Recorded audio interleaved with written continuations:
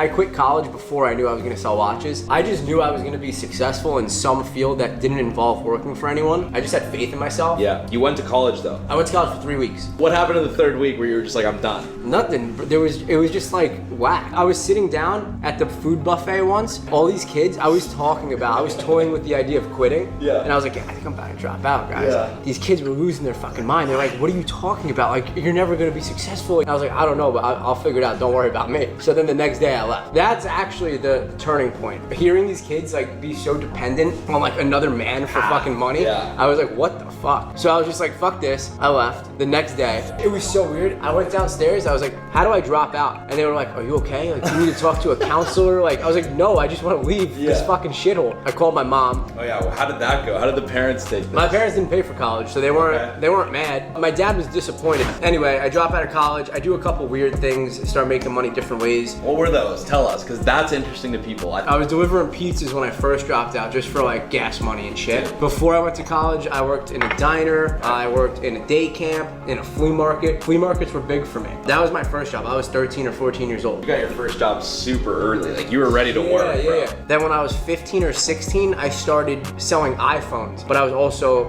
had like jobs during the week. I would go to high school and then I would be a waiter, and then in the summer I was a camp counselor. I think there's this idea now that people need to start their own business right out the gate, and they don't need any life skills, no experience. Like me personally, bro, I did Uber Eats, I did McDonald's, paper route. Jobs teach you work ethic and basic skills like communicating with people, managing money. Anytime I've taken a loss in business, I could kind of write it off to like tuition. Like, you're gonna pay a college to teach you shit. So I wrote that off. That's my $500 towards tuition. All right, there'll be many more moments like that in the future. Are you still dealing with those lessons today? Yeah, but at a much bigger scale and not as often.